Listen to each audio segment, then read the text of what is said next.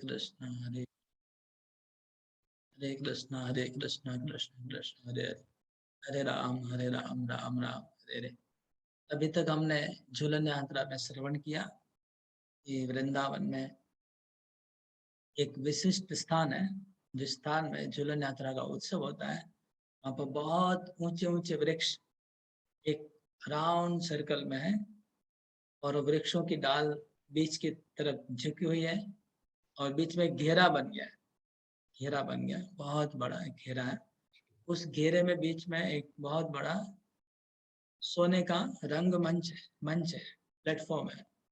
उस सोने के प्लेटफॉर्म में बीच में जो है, मतलब समझ, मुझे लगता है ज्यादा ऊंचा नहीं होगा क्योंकि उसके ऊपर और भी बहुत सारी चीजें हो रही है। ज्यादा ऊंचा नहीं होगा वो प्लेटफॉर्म।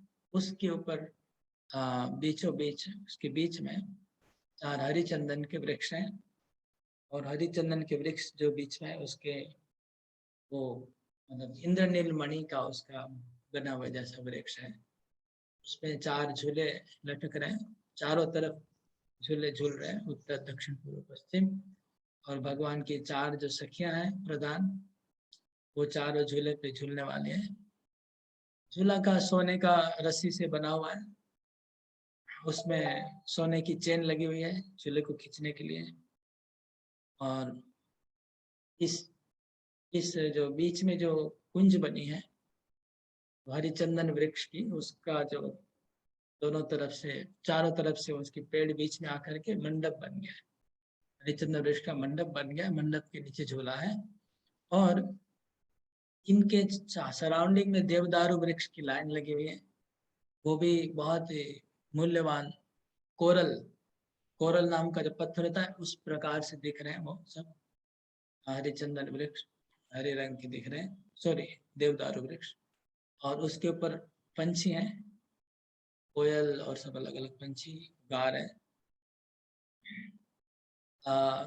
इसके बाद वर्णन हुआ कि वृंदा देवी उनको सजा रही है, चंद्रमा की रोशनी पड़ रही है, रात का समय है, फुल चांदनी का समय है। चंद्रमा पूर्ण रूप से प्रकट हुआ है, पूरा प्रकाश चंद्रमा का वृक्षों से निकल के नीचे गिर रहा है। ऐसा लग रहा है नीचे चावल पड़े हुए हैं। जब चंद्रमा वृक्षों से रोशनी आती है तो ऐसा लगता है। हरिन के झुंड हरिन के आ गए और अपना अपना स्थान ले लिया। झुंड के झुंड पंछी आ रहे हैं, पंछी कलरव करते करते आ रहे हैं, उड़ते उड़ते, ताकि सब अनाउंसमेंट करते करते हम लोग झूलन देखने जा रहे हैं। पंछी के झुंड आ रहे हैं, सब वृक्षों के एक एक पत्ते ऊपर पंछी बैठ गए, मौन रूप में है और ध्यान कर रहे हैं। वो लोग सब झूला का दर्शन कर रहे हैं, मौन हो गए, पंछी आवाज नहीं कर रहे हैं। इसके बाद आकाश में देवताओं की भीड़ लग गई, विमान का लाइन लग गया चारों तरफ, विमान विमान विमान। और आकाश में देवियां देवता लोग चारों तरफ झूलन का दर्शन कर रहे हैं। इसके बाद जो वन देवी वृंदा देवी है, उन्होंने सुंदर से सजाया। बीच में एक रेशमी वस्त्र से पूरा एक मंडप बना है। उसके नीचे मुक्ता की नेट जाल बनी हुई है, जो बीच में जैसे हिलती है तो आवाज आता है, आप लोग देखे होंगे। हम लोग मुक्ता तो नहीं, लेकिन कांच का जो बनाते हैं जाल जैसा होता है, वो हिलता है तो आवाज आता है, ऐसे जाल पूरी बंधी हुई है। उसके नीचे वृंदा देवी ने फूलों की मालाओं से एक नेट बनाया है और ये सब सजावट हो रही है झूलन की। इधर से अपना जितने भी 12 वनों की जो वन देवियां हैं, वो सब वन देवियां आती है और सब वृंदा देवी को असिस्ट करती है, वृंदा देवी को असिस्ट करती है। वृंदा देवी ने उत्सव सेलिब्रेट करे, झूलन का उत्सव।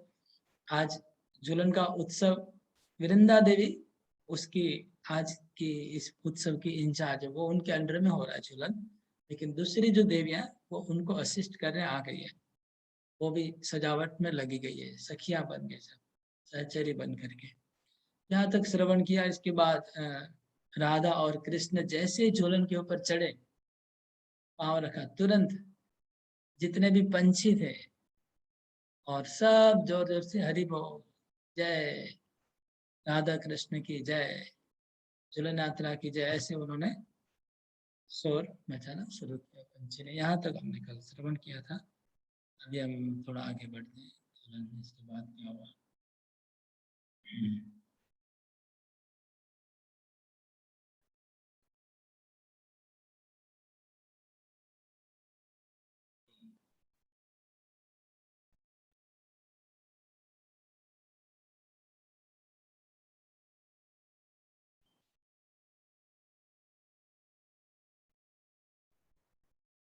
आज झूलन यात्रा का अंतिम दिन है, बलराम पूर्णिमा, रक्षाबंधन। आज के दिन झूलन का अंतिम दिन होता है। आज हम कंप्लीट करना चाहिए, विचार है। इसलिए कल हिंदी पढ़ता हूँ ताकि समय थोड़ा बचे। संस्कृत में जो आनंद आता है वो पढ़ने का समय के अभाव है।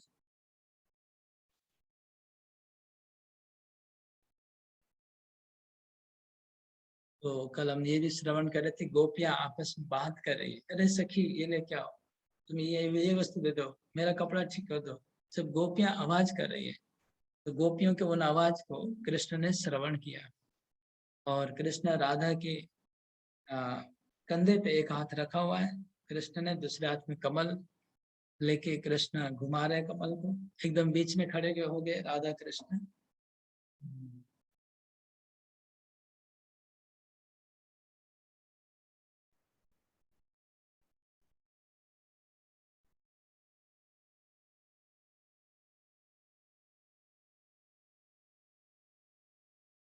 आकाश में बोले ठसाठस देवियों की भरी हुई, देवियां इतनी भरी आकाश में, ठसाठस जगह नहीं है। और हाँ, सब देवता लोग संगीत परिवेशन करने लगे। देवता लोग, गंधर्व, किन्नर, चारण, सब लोग संगीत परिवेशन करने लगे हैं। ये भी आप कल सुना। जय जय का नाद हुआ, पंछियों ने ये श्रवण किया।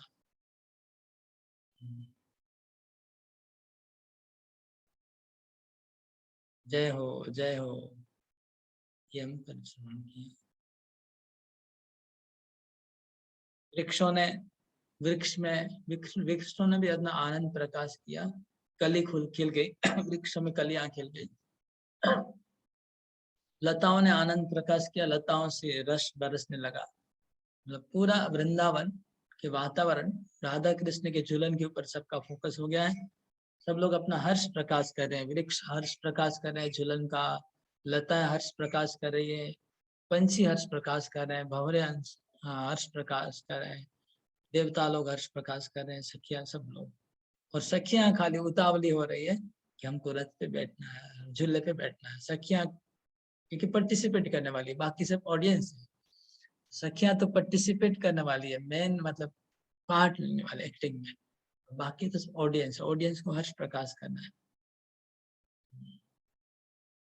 और मयूर क्यों क्यों बोल के आवाज कर रहा है, कह रहे क्या है ये, बिजली है कि बादल है कि कृष्ण है। ये आगे अभी हम पढ़ेंगे, लास्ट में यही हुआ था।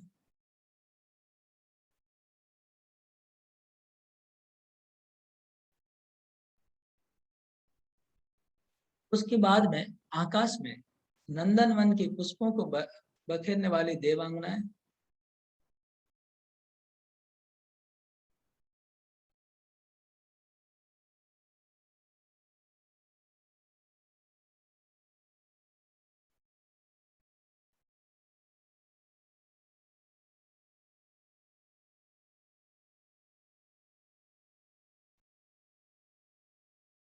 तो आकाश में जो देवता थे, देवांगनाएं, देवियां थी, वो देवियों ने क्या किया, वो नंदन वन जो कानन है स्वर्ग लोक में, वहां से फूल लेके आई। फूल लेके आकर के वो राधा कृष्ण के ऊपर फूल बरसाने लगी। तो आकाश में देवता देवियां फूल बरसाने लगी। वो फूल तारों से भी ज्यादा उज्जवल थे, तारे जैसे चमकते हैं वो फूल उससे भी ज्यादा चमकते हैं।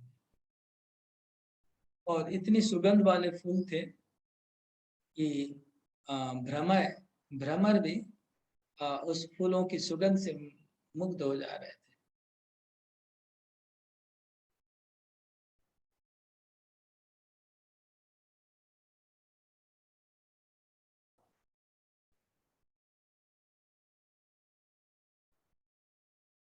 अब देवियां आकाश में मारदल बजाने लगी। मारदल होता है मृदंग की जैसे। तो मारदल, सुपर्ण और पण, ये और तबला, ये चार चीजें बजाने लगी।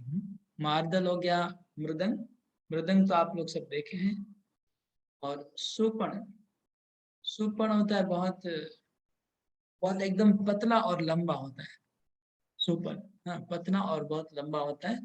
वो भी कभी कभी देखा जाता है बजाने वालों को। सुपर्ण बहुत महंगा होता है, देखा है। और पणा मतलब ढोल, ढोल होता है ना ऐसे राउंड, और उसके ऊपर डांडी से पीटना, वो बजाए। और हो गया तबला, तबला जो ऐसा होता है। तो तबला, ढोल, सुपण और मृदंग, ये देवियां आकाश में बजा रही।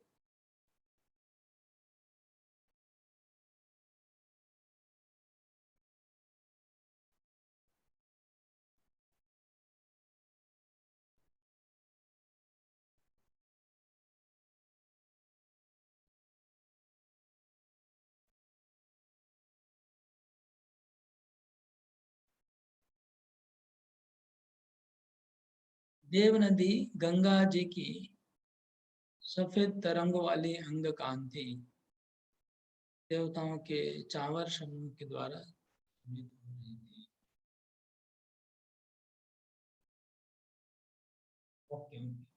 तो उन देवियों के हाथ में चामर था, चावल भी ऊपर से वो देवियां चावल भी झुला रहे हैं, भगवान को चावल का भी ऊपर से व्यंजन कर रहे हैं। मतलब हिंदी बहुत अच्छा नहीं है, समझ नहीं आने वाला हिंदी, इसलिए मैं खुद पढ़ के फिर बता रहा हूँ। यहाँ जो लिखा पढ़ूंगा तो समझ नहीं आएगा आप लोग, हिंदी का क्वालिटी अच्छा नहीं। और उस झूले का वह पलंग जिस वस्त्र के द्वारा ढका हुआ था, वस्त्र भी मंथन की गई चंद्रमा की चांदनी के फेन के समान सफेद रंग का शोभा पाया। तो जो झूला था, झूले के ऊपर जो झूला होता है ना, जिसको पलंग लिखा है, पलंग तो नहीं, वो झूला है लकड़ी का, उसके ऊपर सफेद रंग का कपड़ा है, बहुत सॉफ्ट है झूला, सफेद रंग का कपड़ा है। वो कैसा सफेद है, चांदनी से भी ज्यादा सफेद है, सुंदर है।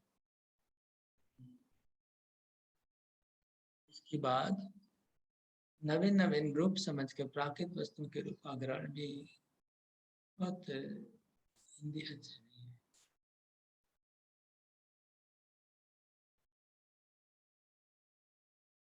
उस झूले के पलंग के ऊपर तकिया था, दोनों तरफ आराम से भगवान बैठ सकते हैं। वो बहुत सुंदर था तकिया, उसका सौंदर्य अच्छा, झूलन का सौंदर्य बहुत अच्छा है। के बाद इस प्रकार परम गौती श्री कृष्ण से राधिका के सहित उस झूले की अद्भुत कारीगरी ऊपर नेत्रों को फैलाते हुए मान सुशोभित हो गए। तो श्री कृष्ण परम कौतूहल के साथ राधिका के साथ झूले के ऊपर बैठते हैं और अपनी नजर को झूला की स्वभाव की तरफ बढ़ाते हैं, दिखाते हैं, मतलब राधिका को दिखा के झूला को देखते हैं भगवान की, झूला कितना सुंदर सखियों ने सजाया है। उसी समय वृंदा देवी और वन देवियां ने महामणि में दीपकों द्वारा सुमधुर मंगल में गान पूर्वक आरती की। वृंदा देवी तब आरती करने आती है। राधा कृष्ण जब झूले पे बैठ गए तो वृंदा देवी सब वन देवियों के साथ आई और सबने मिलकर राधा कृष्ण की आरती की। देखिए झूले के ऊपर भी भगवान की आरती होती है। और आरती में क्या था, मणिमय दीपक था। हम लोग जो दीपक जलाते हैं दीपक था, लेकिन दूसरा दीपक मणिमय दीपक, मणिमय दीपक से आरती उतारी।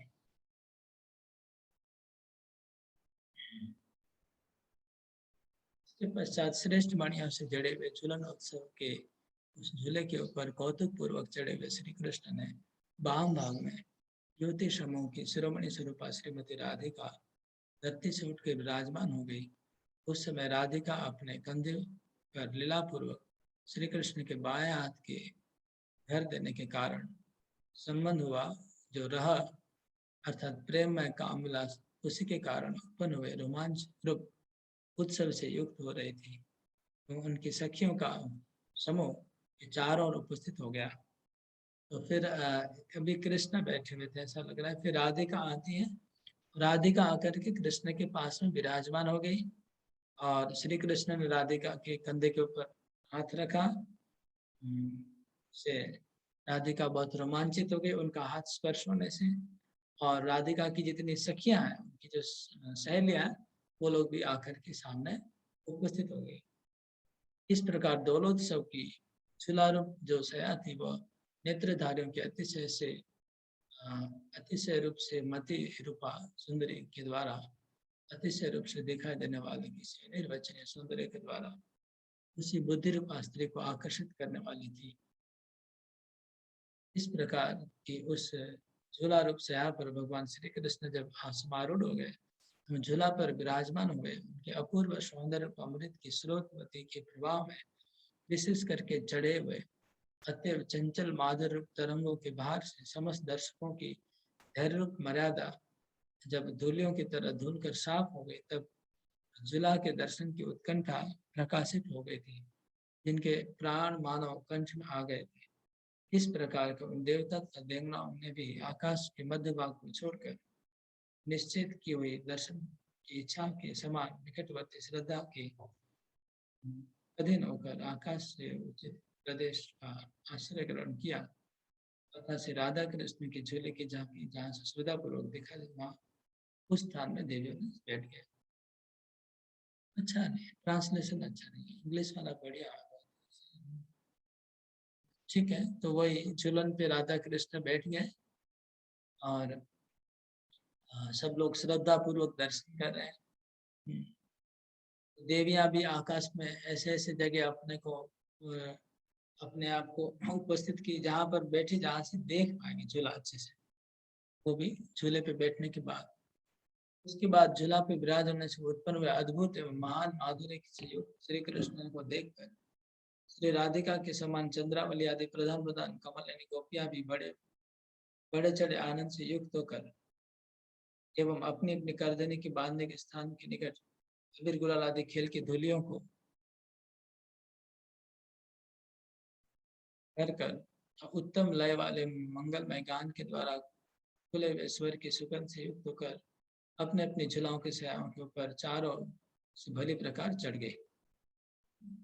जैसे राधा कृष्ण झूलों के ऊपर चढ़ गए, उसके बाद जो बाकी मुख्य सखियां हैं चंद्रावली, ये लोग उनका अपना अपना झूला था, वो लोग अपने अपने कमर में जो वो रंग और अबील गुलाल कस्तूरी चंदन और कुमकुम इसका जो पाउडर सब लेके आई थी, तो ये सब चीजें लग रही है।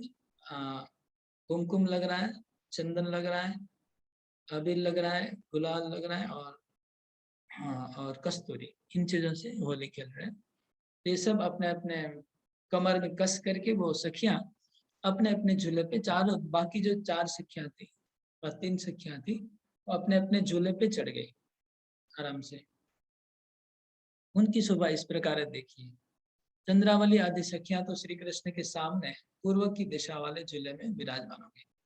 ओके, अभी थोड़ा ऐसा समझ में आ रहा है कि राधा कृष्ण का झूला एकदम बीच में है और उसके अलावा 4 झूले और हैं जो 4 तरफ झूलने वाले हैं। बीच में राधा कृष्ण का झूला है, तो 4 दिशाओं में 4 सखियां हैं जो झूलेंगी राधा कृष्ण के चारों दिशा में।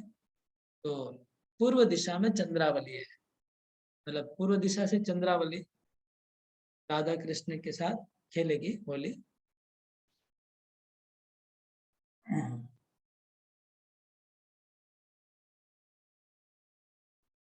श्री कृष्ण के सामने पूर्व की दिशा वाले झूलाओं में विराजमान होगी एवं भद्रा आदि जो दूसरी सखियां थी वे अपनी सेविकाओं के सहित श्री कृष्ण की दाहिनी ओर, श्री कृष्ण की दाहिनी तरफ भद्रा सखी बैठी, वो भी अपने सखियों के साथ। चंद्रावली भी अपनी सखियों के साथ झूले के ऊपर बैठी है, वो सब लोग मिलके खेलेंगे। और भद्रा सखी अपने सखी के साथ बैठ गई और श्यामा आदि सखियां अपने गणों के सहित श्री कृष्ण के बाई ओर, तो श्यामा बाई ओर बैठ गई झूलाओं के ऊपर अपने सखियों के साथ बैठ गई। और धन्या आदि कन्याएं अपनी सहचरियों के साथ श्री कृष्ण के पीछे में बैठे। तो ये 4 सखियों का नाम बताया गया यहाँ पर, चंद्रावली, श्यामा, भद्रा और धन्या। और भी कुछ मुख्य सखियों का नाम आता है, यहाँ पर नहीं आया।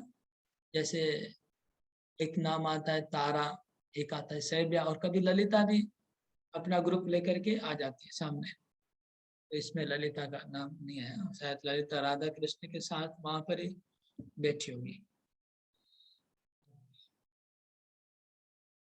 इसके बाद क्या हुआ, इस प्रकार चंद्रावली आदि वे सभी गोपियां खेलने की अभिलाषा पूर्वक प्रत्येक दिशा में अपने अपने झुलाओं की छायाओं के ऊपर जब भली प्रकार से विराजमान हो गई एवं निरंतर होने वाली एक प्रकार की सुंदरता से श्री कृष्ण के झूला के समान ही प्राप्त हुई, उन्नति के कारण वे जब शोभा को प्राप्त होने हो गई तब ये महान आश्चर्य हुआ। तो सब सखियां चारों दिशा में अपनी अपनी सखियों के साथ बैठ के, बीच में राधा कृष्ण का झूला है और चार दिशा में जो चार झूले थे वो झूले बहुत बड़े साइज के हैं। उसमें मुख्य सखी बैठी है और उनकी सहेलियों के साथ बैठ के, चंद्रावली अपनी सहेलियों के साथ बैठ गई है, श्यामा अपनी सहेलियों के साथ बैठी है, भद्रा अपनी सहेलियों के साथ बैठी है और धन्या अपनी सहेलियों के साथ बैठी है, चारों दिशा में, और बीच में राधा कृष्ण बैठे हुए। उसके बाद मद के कारण समान ही स्निग्धता वाली, रसदायक, सभ्यता में निरत रहने वाली, पूर्वोक्त चारों आंगनों को परिपूर्ण करने वाली गोपांगनाओं ने जब मंगलमय मधुर गान की ध्वनि आरंभ कर दी, अभी गोपियों ने गीत आरंभ किया। गीत गीत गोपियां गाने लगी, मधुरमय गीत से गाने लगी। गोपियों को कैसे बताया? मद के कारण। वो मद मतलब गोपियों को एक गर्व है क्योंकि आज लड़ाई, युद्ध करने वाली गोपियां, युद्ध होगा, युद्ध के भाव में सब लोग, सब गोपियां सखियां, एक युद्ध होने वाला है। कौन सा युद्ध? होली का, उस भाव में है। और तो स्निग्ध है, सब गोपियां स्निग्ध हैं, रसदायक हैं और मंगलमय मधुर गान, मंगलमय और मधुर गान, मंगलमय गीत गा रहे हैं। मंगलमय होता है auspicious गान, अरे मधुर ध्वनि, अपने शरीर के द्वारा कनक लताओं की वाटिका की सुंदरता को जीतने वाली है कोमल वीणा तथा परिवादिनी को बजाने वाली गोपियों ने और दूसरे व्यक्तियों के द्वारा न भेदन करने योग्य अथा अर्श वाली दूसरी गोपियों ने भी ध्वनि की माधुरी की भार वहन करने योग्य एवं कानों के लिए अपार हर्ष की वर्षा उत्पन्न कर दी। तब झूलाओं पर झूलने वाली कमल नयनी वे गोपियां झूला की अत्यंत सुंदर डोरी को अपने एक हाथ में पकड़कर, अर्थात झूला के बाम भाग में बैठी हुई गोपी अपने बाएं हाथ से पकड़कर तथा झूला के दाहिने और बैठी गोपी दाएं हाथ से झूला की डोरी पकड़कर लीलामय सुंदरताओं के सहित एवं ब्रह्मर गणों के सहित अपनी अपनी स्वरूपी लता को झुलाते हुए गाढ़े रूप से बंधे हुए अपने अंचल से अबिल गुलाल आदि पिकड़ा में धुनियों को मुट्ठी भर भर के ग्रहण करके दूसरे हाथ से सुंदरता पूर्वक बजते हुए मणिमय कंकड़ों की झनकार फेंकने लगी। देखिए ये प्रॉब्लम है, मतलब इतना बड़ा सेंटेंस एक साथ लिख देते हैं, इसलिए बहुत लोग हमारे भक्त लोग हैं इस्कॉन के, वो यद्यपि हिंदी अच्छा जानते हैं फिर भी इंग्लिश जो भानु महाराज का है वो मत बैठ रहे, उसमें सेंटेंस को तोड़ तोड़ के लिखा हुआ है, तो आराम से आदमी पढ़ के समझ सकता है। बहुत बड़ा सेंटेंस है, एक साथ में लिख दिया, मतलब 15 लाइन का, 10 लाइन का एक सेंटेंस। ये अच्छा है, उनके भक्तों ने भी अनुवाद करके किया इंग्लिश में भी। तो इसका अर्थ क्या हुआ कि जो गोपियां चारों ओर बैठी हुई थी, उनके हाथ में सोने की वाटी है, कनक लताओं की वाटिका है। कनक लता की वाटिका मतलब, वाटिका तो मतलब गार्डन हो गया, कनक लताओं की वाटिका। तो जैसे सोने की लताओं का बगीचा होता है, गोपियों को देखने में ऐसा ही लग रहा था, बहुत सारी गोपियां बैठी थी, ऐसा ही लग रहा था। और गोपियां वीणा बजा रही, कुछ वीणा बजा रही है और कुछ परिवादिनी, परिवादिनी और एक यंत्र होता है वो बजा रही है, उसमें 7 तार होता है, बहुत बड़ा यंत्र होता है। हाँ, हमारे जो इंडियन म्यूजिक है, क्लासिकल म्यूजिक, उसमें इतने अच्छे अच्छे यंत्र हैं बजाने वाले, जिसको हम लोग कल्पना नहीं, आजकल धीरे धीरे सब बंद हो जा रहा है, सब खो जा रहा है। खाली लोग गिटार विटार के पीछे पड़े हुए हैं जो वेस्टर्न है। इन भारतीय जो बड़े बड़े संगीत के जो बड़े बड़े इंस्ट्रूमेंट थे, आजकल धीरे धीरे बंद हो जा रहे हैं। वीणा बजाने वाला आपको ढूंढ के भी मिलेगा नहीं कोई। परिवादिनी है, बहुत सुंदर सुंदर यंत्र होते हैं बजाने के लिए। गोपियां सब एक्सपर्ट है, एक एक गोपी एक एक यंत्र में एक्सपर्ट है, वो यंत्रों को बजा रही है या बजा रहे हैं। और उसकी ध्वनि से बहुत हर्षा हो रही है, सबको आनंद हो रहा है। इस तरह से। और गोपियों के हाथ में जो रखा हुआ था अबील गुलाल, वो धीरे धीरे अबील गुलाल फेंकने लगी और झूला को झुलाना आरंभ किया। उसके बाद वायु के द्वारा कंपित होने वाले गुलाल आदि की धूलियों की उस श्रेणी ने खिले हुए नवीन जवासी के पुष्पों के समूह की शोभा का अनुकरण करने वाला अंधकार आकाश में इधर उधर विस्तारित कर दिया। उसी समय आकाश में विद्यमान देवी देवता ने धूले के जाल के द्वारा किए हुए दर्शन के व्यवधान के कारण बारंबार उत्पन्न होने वाले उस अंधकार मकरंद के झरने के द्वारा मेघों की तरह उस ब्रश की वर्षा करने वाले पुष्पों की वृष्टि की अधिकता के द्वारा बारंबार प्रयत्न। तो क्या हुआ, वो जो उन्होंने गुलाल को फेंका, गुलाल इतना ज्यादा फेंकने लगे तो उससे क्या हुआ, गुलाल का द्वारा राधा कृष्ण दिखाई नहीं पड़े। इतना गुलाल फेंका कि वहां पर पूरा आप देखे होंगे गुलाल ज्यादा फेंकने से कैसा धुआं उड़ता है। इतना धुआं उड़ा गुलाल का, अबील का, कस्तूरी का, कि राधा कृष्ण को देख नहीं पा रहे थे। कौन? देवता लोग। देवता लोग देख नहीं पा रहे क्योंकि पूरा इतना सबने रंग फेंका है कि रंग आकाश में उड़ रहा है। पाउडर, गुलाल का पाउडर, अबील का, ये मैं देखा हूँ। जब ज्यादा गुलाल उड़ती है तो दिखता नहीं है। तो देवता लोग जब देख नहीं पा रहे तो उनको अच्छा नहीं लग रहा, तो वो क्या करे, मकरंद का वर्षा करे। मतलब फूलों की जो मकरंद होती है, फूलों के अंदर एक कण होते हैं। वो बारिश नहीं है एग्जैक्टली, लेकिन बारिश के जैसे पानी नहीं है, लेकिन पानी के जैसे कण होते हैं सुगंध वाले। वो मकरंद को इतना ज्यादा बरसाने लगे देवता लोग, ताकि मकरंद से वो भीग के, गुलाल भीग के नीचे गिर जाए जल्दी से। तो इस एक तरफ यहाँ गुलाल का धुआं बन रहा, गुलाल, अबील, कस्तूरी का जो रंग, अलग अलग रंगों का धुआं है जो राधा कृष्ण को ढक दे रहा है। दूसरी तरफ वो लोग सुंदर से हल्का हल्का मकरंद बरसा रहे हैं। मकरंद पानी का समझ लीजिए वर्षा ही बरसा रहे, जाके धूल गुलाल के नीचे बैठ जाए और देख पाए। तो ऐसा कंपटीशन हो रहा है देवताओं के बीच में, सखियों के बीच में। उसके बाद झूला में विराजमान श्री राधा कृष्ण विशेष सुशोभित हो गए।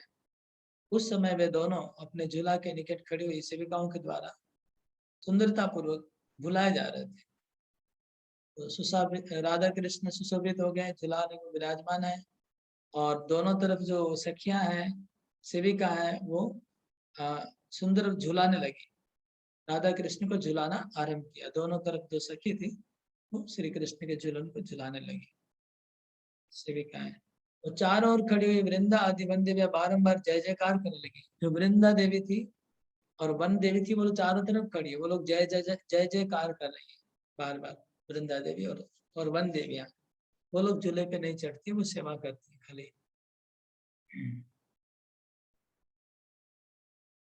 और राधा कृष्ण स्वयं भी चंचलता सहित क्रीड़ा की धूलियों को हर्षपूर्वक बरसाने लगे तथा चंद्रावली आदि अन्य गोपियों समूह के द्वारा उनके ऊपर भी अभी लोग आदि क्रीड़ा धूलियां बरसाए जा रहे थे। तो दोनों धूलियां विकसित हो गए।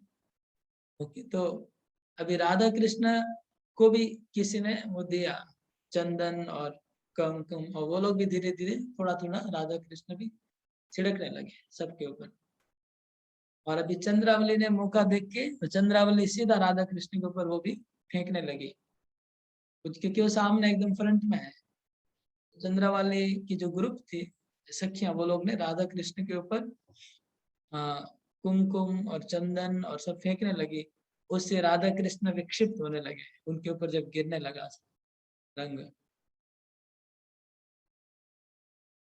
तदंतर अनेक झूलाओं में झूलती हुई प्रियतमा गोपियों के द्वारा अपने प्रियतम की पराजय की प्राप्ति के लिए फेंकी हुई क्रीड़ा की धूलि वायु के द्वारा जब चारों ओर कंपित हो रही थी, तब उन्हीं गोपियों के द्वारा लाख की बनी हुई पिचकारी के द्वारा दोबारा फेंके हुए चंदन आदि के जो कीचड़ थे, वे मानव यंत्र द्वारा छोड़ी हुई कामदेव की गोलियां की तरह गिर रहे थे।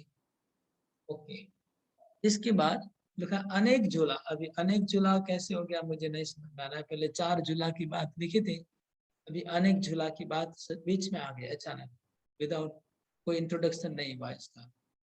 anyway, अगर हो सकता है अनेक झूला भी हो, 4 झूला भी हो, जो भी, बहुत सारे झूले हैं ऐसा भी समझ में आ रहा है। और सब झूलाओं में अलग अलग सखियां बैठ गई हैं और सब सखियां अपनी तरफ से वहां से जोर जोर से गुलाल फेंक रही है। बीच में राधा कृष्ण के ऊपर गुलाल, कुमकुम, चंदन फेंका जा रहा है और ये दोनों बहुत परेशान हो जा रहे हैं राधा कृष्ण, क्योंकि चारों तरफ से उनके ऊपर भी ये सब फेंका जा रहा है। और ये जब ये सब तो जब खत्म हो गया पाउडर फेंकना, तो पाउडर फेंकना खत्म हो गया, अभी सब सखियों ने हाथ में पिचकारी लिया। पिचकारी मतलब यंत्र है, बहुत यंत्र है, पावरफुल यंत्र। वो पिचकारियां हाथ मिली, पिचकारी में चंदन का रस भरा हुआ है। चंदन का, चंदन को पीस के जो पानी जैसा बना दिया गया है, उसको चंदन के कीचड़ को पिचकारी से मार लेंगे। कवि कर्णपुर लिखते हैं कि ऐसा लग रहा है जैसे कामदेव की गोलियां बरस रही है, कामदेव जैसे गोलियां बरसा रहे हैं। ऐसी पिचकारियां कृष्ण राधा के ऊपर गोपियों ने मारना शुरू किया।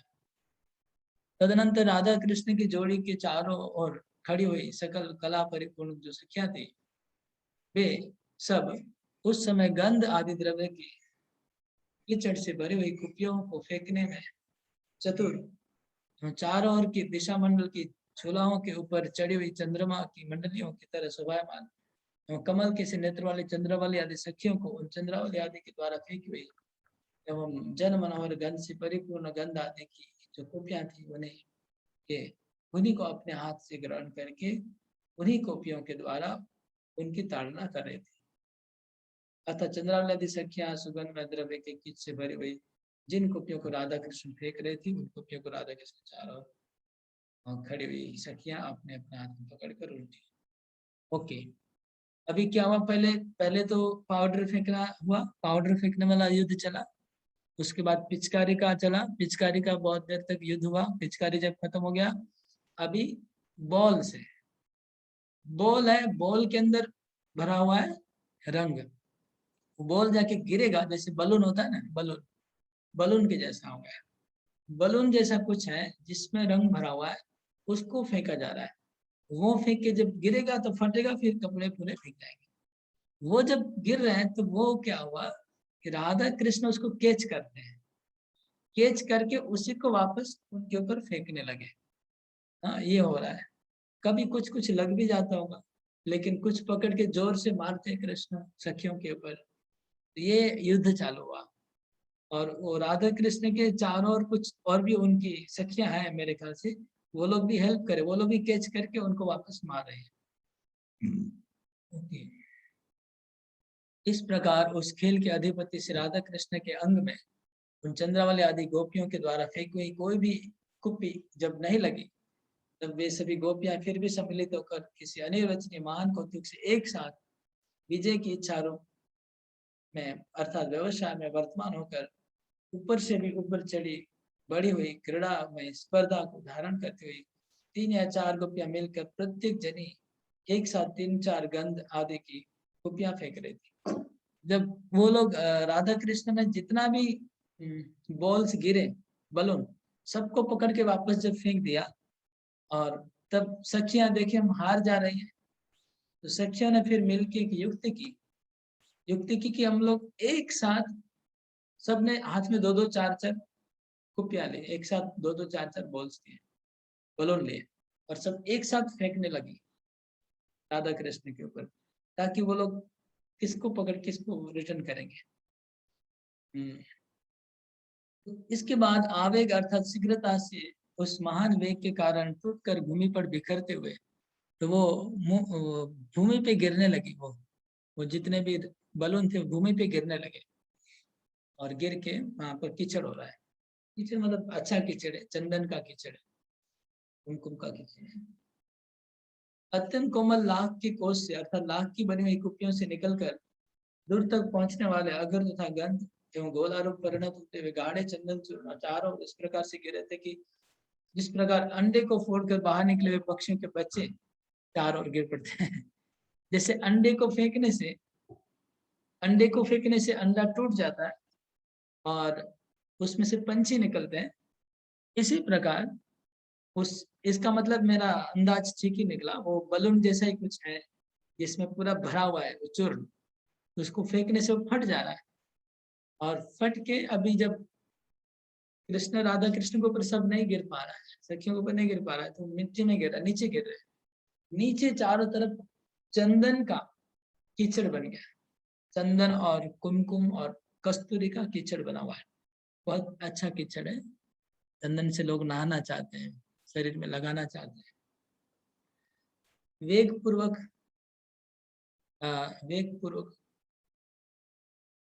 एक साथ चारों ओर फेंके हुए उन गंध आदि के बीच में से जो गंध द्रव्य नंद नंदन कृष्ण के निकट गिर रहे थे, उनका तो श्री कृष्ण के निकट खड़ी हुई गोपियां दूर कर देती थी। हाँ, जो मैंने बोला वो ठीक हुआ। कुछ सखियां कृष्ण के निकट कृष्ण को रक्षा के लिए बैठी हुई है, कुछ सखियां राधा के निकट राधा की रक्षा के लिए बैठी हुई है, वो लोग भी कैच कर ले रही है, वो इसमें आ गया इस श्लोक में। किंतु सजल में के समान उन श्री कृष्ण के अंग में जो कोई भी सुगंध में अबीर गुलाल चंदन चूरा आदि द्रव्यों को लग जाता था, तब वो उनको मंद मुस्कान से परिपूर्ण मुख वाली सी राधिका सात्विक गौरव पसीने को बहाने वाले अपने दाहिने हाथ से वो दूर कर देती थी। तो वैसे कृष्ण के ऊपर जनरली लगने नहीं दे रही थी, सखियां पहले ही रोक देती थी, लेकिन कभी अगर लग गया कृष्ण के ऊपर तो राधिका अपने अपने हाथ से मंद मुस्कान पूर्वक, राधिका मंद मुस्कान पूर्वक, हाँ, मंद मुस्कान से परिपूर्ण मुख वाली राधिका, राधिका पर पूरा मुस्कान है उनके हाथ में, और अपने हाथ, कैसा हाथ, सात्विक विकारू पसीने को बहाने वाला है, तो उनके हाथ से पसीना बह रहा है, उस पसीने से वो कृष्ण के शरीर से वो हटा रही है, कुछ लग गया उसको हटा रही है राधिका। कृष्ण के शरीर को राधिका टच कर रही है, बाकी सखियां आसपास में है, और वो उनके हाथ में क्या हुआ, पसीना, कौन सा पसीना, सात्विक विकार, जो कृष्ण प्रेम, कृष्ण के पास में बैठने से उनको अंदर में प्रेम आ रहा है, राधिका उस प्रेम से उनको पसीना हो रहा है, उस पसीने से हटा रही है, दाहिने हाथ से राधिका दूर कर रही है कृष्ण के ऊपर जो कुछ लग जा रहा है। इस प्रकार श्री कृष्ण उस समय धैर्य के दूर हो जाने पर चंचल हुए, गर्व उत्सुकता के युक्त एवं सौभाग्य रस अधिकता कारण चंद्रमा से अनुकंपित चकोर की तरह किए हुए एवं उसी समय उत्पन्न हुए कुछ लज्जा के कारण जिसके नेत्र को तत्कालिका के मुंदे हुए से हो गए थे, उसी प्रकार की जो चमूर उलोचना चमू अर्थात हरिणया गोपियों की श्रेणी थी, उसके अधिकतर नेत्रों को आह्लाद देना इस मादन व्रत कंद प्रणीत जो नियम था उसका धारण कर रहे थे। इतना बड़ा सेंटेंस है ना, मतलब मीनिंग ही खो जाता है। पंडित है करने का। तो श्री कृष्ण भी चंचल हो रहे, यही बात लिखा है, चंचल हो रहे थे थोड़ा, मतलब प्रेम से, गोपियों के प्रति उनका प्रेम बढ़ने लगा, कृष्ण का चंचल होने लगे। मादन, मादन व्रत, कामदेव, कामदेव आध्यात्मिक कामदेव, चंचल होने लगे। अतः उस प्रकार के व्रत से भिन्न विधि में आलस्य कर रहे थे।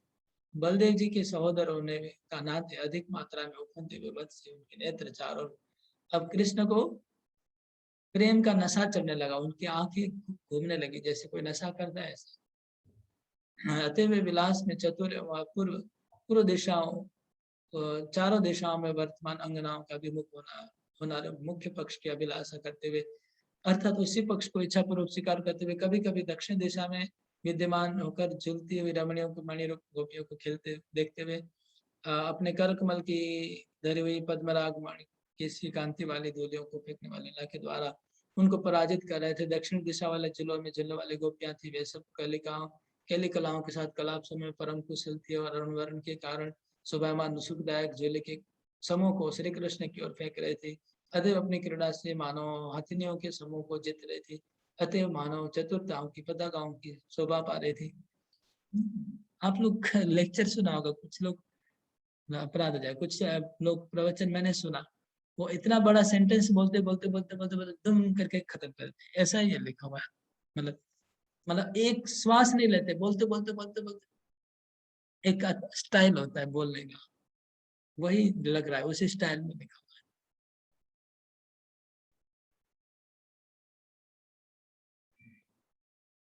तो ये था, तो इसमें क्या लिखा है कि जो झूला है, झूला ऐसा बना हुआ कि कभी वो झूला पूर्व दिशा में झूलता है, कभी झूला टर्न हो जाता है और दक्षिण दिशा में झूलता है, कभी टर्न होके पश्चिम दिशा में। और राधा कृष्ण का झूला चारों दिशा में घूम घूम के झूल सकता है, इसलिए चारों दिशाओं की सखियों से लड़ाई हो रहा है। और सब सखियां अपने अपने कौशल में एक्सपर्ट हैं, अलग अलग चीजों में एक्सपर्ट हैं, ये बात लिखी है। इसी प्रकार वे श्री कृष्ण कभी कभी बलमानम उत्तरम अर्थात अतिशय प्रबल आनंद से युक्त एवं उत्तर दिशा में जुलाओं पर विलास करने वाली विलासिनी गोपियों की श्रेणी को उसी प्रकार पराजित कर रहे थे, एवं कभी कभी पश्चिम दिशा को प्राप्त करने वाली झूलने वाली उसी प्रकार की तरुणी गोपियों की श्रेणी को भी उसी प्रकार पराजित कर रहे थे। तो श्री कृष्ण पराजित कर रहे थे, कभी पश्चिम वाली को पराजित कर दिया, कभी पूर्व वाली को।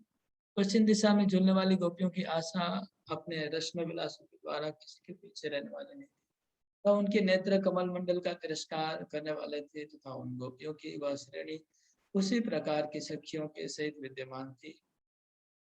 कभी कभी पूर्व दिशा में पूर्व काष्ठा श्री कृष्ण के सम्मुख होने के महान उत्कर्ष को प्राप्त करने वाली झूला में चढ़ने वाली अत्यंत श्रेष्ठ हर्ष वाली वरारोह गोपियों को निहारते हुए और गुणवार अर्थात गुणों के समूह से सर्वापेक्षा अधिक श्रीमती राधिका से एक ही झूला पर झूलते झूलते श्री कृष्ण ने पूर्वोक्त प्रकार से सभी गोपियों को पराजित कर दिया। क्या समझेंगे बोलिए, जैसे हिंदी कोई समझ नहीं पाएगा,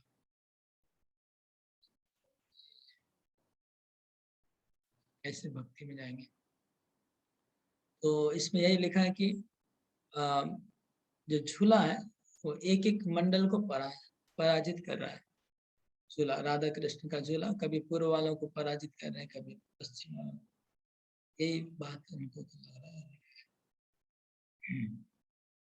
मुझे तो लगता है संस्कृत पढ़ने से और ज्यादा समझ में आ जाए।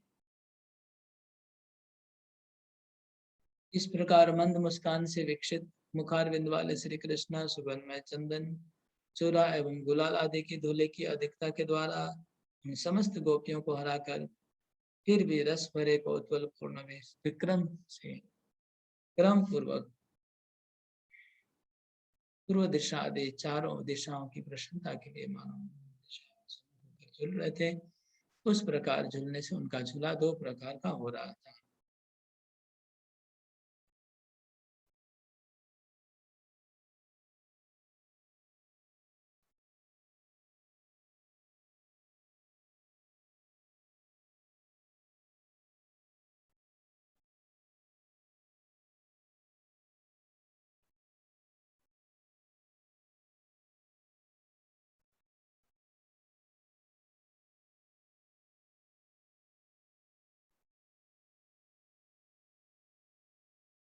ओके, इसके आगे ऐसा लिखा कि जब राधा कृष्ण का झूला झूल रहे थे, झूला कभी उत्तर से दक्षिण झूल रहे हैं, कभी कभी पूर्व से पश्चिम झूल रहे हैं, ऐसा दोनों तरफ झूला झूल रहा है। और कभी उनका फेस पश्चिम दिशा में हो रहा है, कभी पूर्व दिशा में। तो अब जब ऐसे झूलते हैं तो झूलने के समय झूला आपको देखे होंगे, झूला टेढ़ा जाता है कभी कभी, स्पीड की वजह से टेढ़ा, तो टेढ़ा जाता है तो पूर्व पश्चिम में जा रहा है, लेकिन अचानक दक्षिण के ऊपर और मुड़ के गया, तो दक्षिण वाली गोपियों को मार के झूला भाग गया। ऐसा कभी उत्तर में मुड़ के गया तो उत्तर वाले को मार के, ऐसे वो झूले को झुला रहे हैं। और उसी समय मौका लेके उनका युद्ध हो जा रहा है। उसी समय जब उत्तर दक्षिण का झूला झूल रहा है तो थोड़ा झूला टेढ़ा जाता है, वो पूर्व वाली गोपियों को मतलब रंग और पिचकारी मार के भी भागता है झूला। कभी कभी पश्चिम वाले की तरफ झूल के जा रहे हैं, इस तरह से भी झूला को टेढ़ा करके भी चलाया जा रहा था, चला रहे थे राधा कृष्ण का झूला, ताकि सब गोपियों को अलग अलग प्रकार से युद्ध किया जाए। युद्ध हो रहा है और उनके कुंडल भी झूल रहे थे, श्री कृष्ण के बहुत सुंदर से कुंडल भी झूल रहे थे, वो भी अच्छा लग रहा था। उनकी वनमाला झूल रही थी, कृष्ण ने जो मनवाला पहने थे वो भी झूल रही है, कुंडल झूल रहे हैं, सब कुछ झूल रहा है।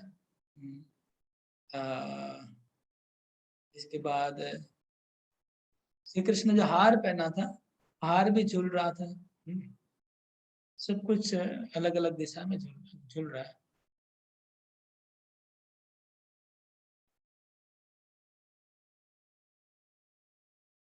बस यहाँ पर झूलन लीला इसके आगे नहीं है, इसके आगे बात चेंज हो गया अभी। मैं देख लेता हूँ 47 नंबर श्लोक हमने किया था 48 में। अतः श्री कृष्ण की सभी लीलाओं की नित्यता सिद्धांत दर्शन करते हुए ग्रंथकार कहते हैं कि इस प्रकार अनेक प्रकार के विलासों के सागर स्वरूप श्री कृष्ण के अहोरहो विलास अर्थात आश्चर्यमय रहस्यमय लीलाएं वे सब नित्य हैं तथा प्रकट एवं अप्रकट रूप से प्रतिदिन ही प्रकाशित होते रहते हैं। तो अभी अभी ये 47 नंबर श्लोक में झूलन यात्रा समाप्त हुई। 48, 49, 51, 52 चार श्लोक और अभी बचे हैं। ये चार श्लोक में पूरे ग्रंथ का, क्योंकि और एंड हो रहा है, बुक एंड हो रहा है, लास्ट चैप्टर है, इसलिए पूरे ग्रंथ ग्रंथ का कुछ सिद्धांत बता रहे हैं। हाँ, कवि कर्णपुर कुछ सिद्धांत बता रहे हैं। वो सिद्धांत क्या मैं पढ़ के सुनाता हूँ। झूलन यात्रा लगता है एंड हो गया है। और आगे वर्णन है झूलन यात्रा का, क्योंकि वो नित्य लीला है, खत्म होने वाला नहीं है। यहाँ तक वर्णन किया। अभी मैं पढ़ के सुनाता हूँ कि वो सिद्धांत क्या है जो चार श्लोक में बताया जा रहा है। यदि कोई पूछे कि आनंद नाम जपू ने ग्रंथ में श्री कृष्ण के आगे की 10वें स्कंद लीला का वर्णन क्यों नहीं किया एवं इस दौलोत्सव पर ही अपने ग्रंथ की समाप्ति क्यों कर दी, तो इसके उत्तर में कहते हैं गोप्य कृष्ण वनम जाते तम अनुद्रुत चेतस कृष्ण प्रगायंतु निन्यो दुखे न वासरान। श्री कृष्ण गोचारणार्थ वृंदावन में चले जाते थे तो गोपियां के चित्त भी उनके पीछे पीछे चले जाते थे। अतः वे गोपियां श्री कृष्ण की लीलाओं को गाती हुई महान दुख से ही दिनों को बिताते थे।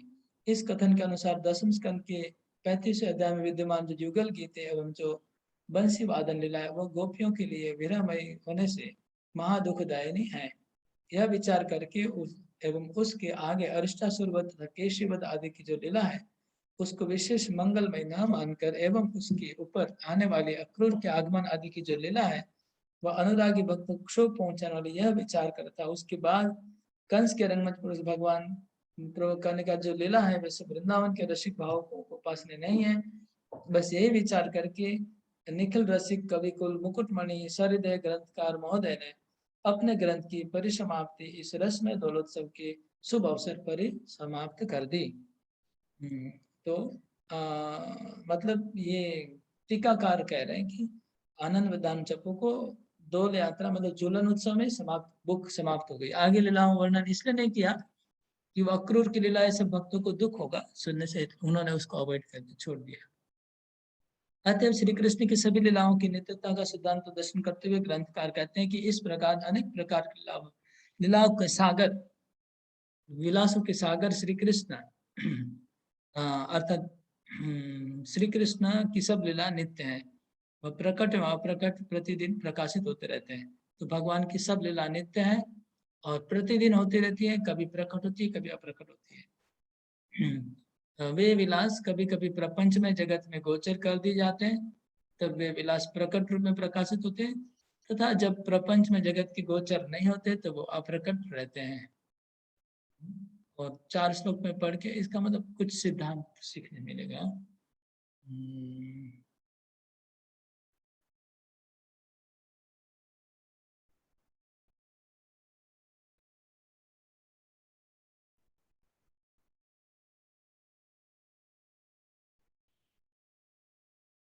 होनी अनहोनी आदि सब कुछ करने को समर्थ भगवान श्री कृष्ण इस प्रकार होने के लिए अर्थात भक्त उक्त न्याय के अनुसार प्रकट अप्रकट नितला की स्थान स्वरूप होने को उनकी शक्ति नहीं है, उसमें बात नहीं है, अभी तो उस प्रकार की शक्ति है। एवं कमल के नेत्र वाले श्री कृष्ण को प्रियतमा गोप्ति सिद्धा आदि के भेद से अर्थात सिद्धा नित्य सिद्धा श्रोत्रपा मनोरपा भेद से अनेक प्रकार की नहीं है, वो सब सो बात नहीं है, कभी तो अनेक प्रकार की है ही। तथा श्री कृष्ण के विलास स्थान रूप वृंदावन की अप्रकटता अर्थात संसारी जनों की दृष्टि की अगोचरता योग्य नहीं है, सो बात नहीं है। इसलिए मतलब ज्यादा क्रिटिसाइज करना अच्छा नहीं है। अर्थात दिव्य वृंदावन का निजी स्वरूप संसारी जनों को उनकी कृपा के बिना कभी भी दिखाई नहीं देता है। वृंदावन का जो लीला है भगवान की कृपा के बिना नहीं, ये लाइन कंक्लूजन है। बाकी सब जो ऊपर लिखा यही था कि हम लोग क्यों नहीं देख पाते हैं, प्रकट है तो क्यों नहीं देखता है भगवान की लीला, हम योग्य नहीं। इसलिए उस दिव्य वृंदावन में श्री कृष्ण की क्रीड़ा का सौंदर्य नित्य इस प्रकार नहीं हो सकता। ठीक है, बात है कि नहीं, देख लेते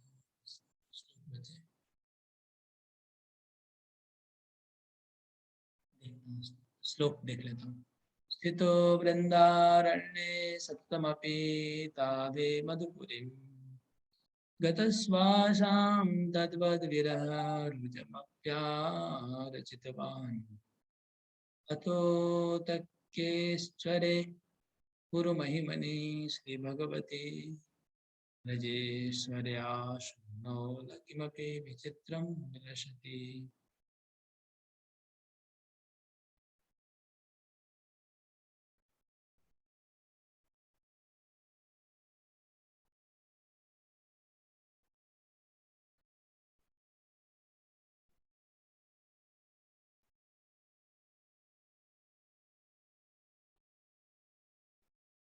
इसमें लिखा है कि भगवान वृंदावन में हमेशा रहते हैं, हाँ, उसके बाद भी वो मथुरा गए, ये कैसे हुआ? वृंदावन भी है, रहते हैं, वृंदावन छोड़ के कभी भगवान जाते नहीं है, तो फिर मथुरा कैसे गए? तो कहते हैं कि ये भगवान की ऐसी, भगवान के भक्तों में विरह का रस आस्वादन करवाने के लिए भगवान ये लीला करते रहते हैं। मथुरा जाने का लीला करते रहते हैं। बात देखते हैं।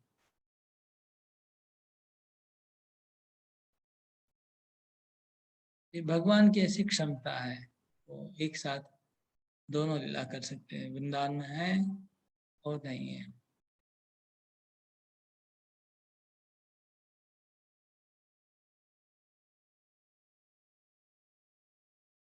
ठीक है, बाकी जो बातें लिखी हैं मुझे अलग से पढ़ना पड़ेगा, पढ़ के फिर आप लोग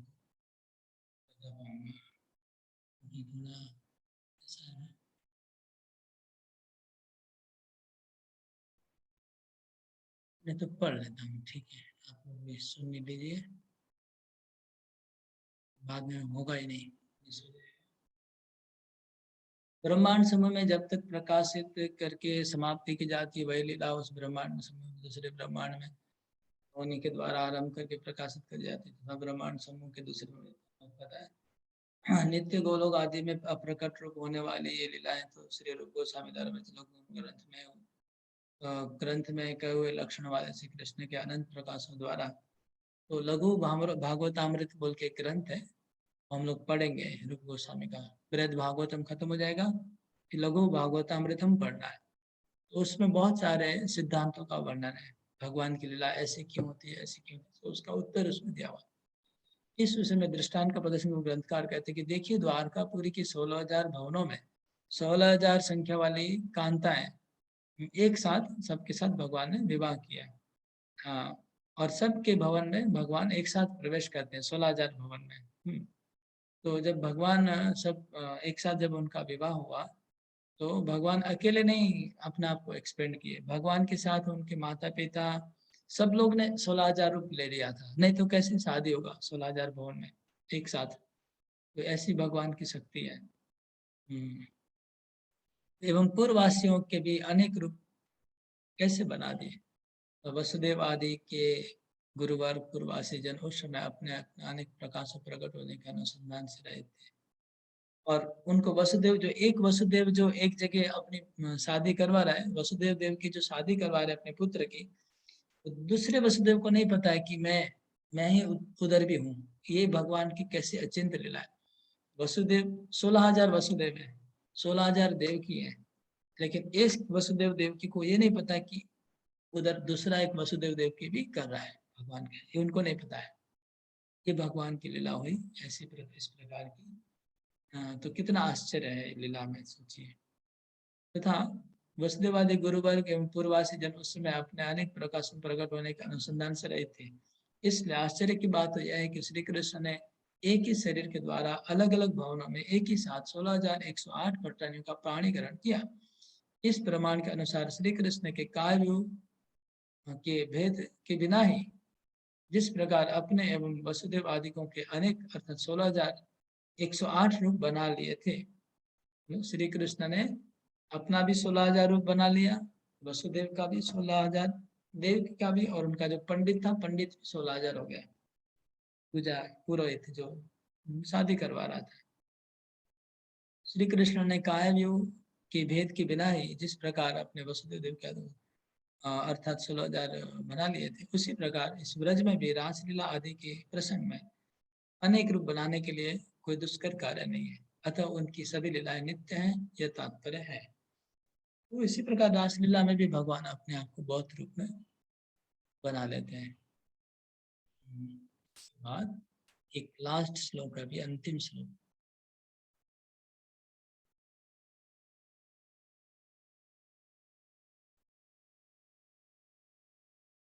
इसलिए बलराम जी के सहित बाल बालों से घिरे हुए श्री कृष्ण श्री वृंदावन के मध्य में विद्यमान होकर बछड़ा एवं बछड़ियों के साथ सदैव खेलते रहते हैं। शास्त्र में लिखा है कि श्री कृष्ण हमेशा खेलते रहते हैं वृंदावन में, कभी निक जाते नहीं है। इत्यादि ऋषियों के अनेक वचनों के प्रमाण से उस प्रकार की अतर्क मालों की शक्ति वाले श्री कृष्ण उन गोप गोपियों के साथ वृंदावन निरंतर स्थित होकर भी मधुपुरी में चले गए। तो वृंदावन में भी कृष्ण है और मथुरा भी चले गए, उनके लिए संभव है दो रूप प्रकाश करना। तो उन गोपियों के साथ सदा विहार करते हुए भी उन्होंने उनकी विरहमयी पीड़ा की रचना भी कर दी। तो भगवान की ऐसी अचिंत्य आश्चर्यमयी लीला शक्ति है कि श्री कृष्ण वृंदावन में ही है, गोपियों के साथ विहार भी कर रहे हैं, उसके बाद भी गोपियों का विरह का अनुभव भी हो रहा है कि कृष्ण नहीं है, कृष्ण मथुरा चले गए, ये भी उनको अनुभव हो रहा है एक साथ। ये दोनों कार्य श्री कृष्ण ने अपने अप्रकट तथा प्रकट प्रकाशों के द्वारा क्रमशः संपन्न किए। तो ये कैसे संभव हुआ कि श्री कृष्ण वृंदावन विहार भी कर रहे हैं और गोपियां सोच रही कि नहीं है। तो इसमें प्रकट और अप्रकट इसका चक्कर था, मतलब प्रकट भगवान का दो रूप है, प्रकट रूप अप्रकट, ये दो रूप में वो इसमें भगवान ये कर रहे थे, खेल रहे हैं, इसलिए ऐसा हो रहा है। वो कैसे खेल रहे हैं इसको समझना पड़ेगा। हमें भी हमको लघु भागवत अमृत पढ़ेंगे आगे चल तब पता चलेगा। इसलिए अतर के ऐश्वर्य वाले, अत्यधिक महिमा वाले, षडेश्वर्य वाले श्री यशोदा पुत्र श्री कृष्ण में कोई भी आश्चर्य विलास नहीं कर रहा है, अर्थात उनमें सब कुछ संभव है। तो इसलिए भगवान अचिंत ऐश्वर्य वाले हैं, अत्यधिक महिमा वाले हैं, 6 ऐश्वर्य वाले हैं। श्री कृष्ण वृंद यशोदा के पुत्र, उनके लिए कोई बड़ा आश्चर्य की बात नहीं है। इस श्लोक में अतर के ऐश्वर्य इत्यादि जो वर्णन है उत्तरोत्तर प्रधान है। ब्रजेश्वर्या सुनो यह हेतु सर्व प्रधान है। इसका तात्पर्य यह है कि देव की सुनो, श्री कृष्ण में ही द्वारका में 16,158 की वादी में ही जब उस प्रकार का अतर्क ऐश्वर्य उसका दिखाता है, यशोदा श्री कृष्ण में तो और भी आश्चर्य की बात है। अंतिम श्लोक। श्री आनंद वृंदावन नामक इस चंपू की रचना रसिक कवि कुल मुकुटमणि महाकवि श्री कर्णपुर ने की है। उनके हृदय में अपूर्व कविता शक्ति रूप वाणी के वैभव का प्रादुर्भाव हुआ है, जो चैतन्य महाप्रभु की करुणा के द्वारा हुआ है। एवं वे शिवानंद सेवन नाम के उन भक्तजन के पुत्र हैं जिनका जीवन धन एवं चैतन्य महाप्रभु ही है, तथा उन कवि कुंठपुर की बुद्धि श्रीनाथ एवं श्रीनाथ चक्रवर्ती नामक अपने गुरुदेव के चरणारविंदों की स्मृति से विशुद्ध थी। तो ये जो श्लोक है उन्होंने स्वयं लिखा है कवि कर्णपुर ने, और खुद ही बोल रहे हैं कि मैं आनंद वृंदावन चंपू की जो रचना मैंने की है, इसमें जो मैंने काव्य अलंकार का जो प्रयोग किया है, अद्भुत अलंकार का, ये कृष्ण की कृपा से, मुझे चैतन्य महाप्रभु की कृपा से, उनकी करुणा से ये मेरे में शक्ति आई है। मैं शिवानंद सेन का पुत्र हूँ, जो जिनका चैतन्य महाप्रभु जीवन एवं प्राण है शिवानंद सेन के, उनका मैं पुत्र हूँ। और मुझे जो बुद्धि मिली है इसको लिखने में, वो बुद्धि मेरी पवित्र हुई है मेरे गुरु की कृपा से। तो उनके गुरु का नाम है श्रीनाथ चक्रवर्ती, मतलब विश्वनाथ चक्रवर्ती नहीं है, दूसरे हैं कोई। विश्वनाथ चक्रवर्ती ठाकुर तो बाद में आए, प्रकट हुए। श्रीनाथ चक्रवर्ती उनके गुरु हैं। उनको एंड में नमस्कार करके ग्रंथ को समाप्त किया। यहाँ पर समाप्त हुआ। हरे कृष्णा। हाँ, हरे बोल। थोड़ा दिक्कत हुआ हिंदी के लिए, लेकिन एटलीस्ट थोड़ा बहुत हुआ। चलन कंप्लीट। हम लोग देखते हैं आगे इंग्लिश पढ़ के। हरे कृष्णा कृष्ण कृष्ण हरे हरे, हरे राम। कोई क्वेश्चन है, कमेंट है तो आप लोग हाथ उठाइए और बोल सकते हैं।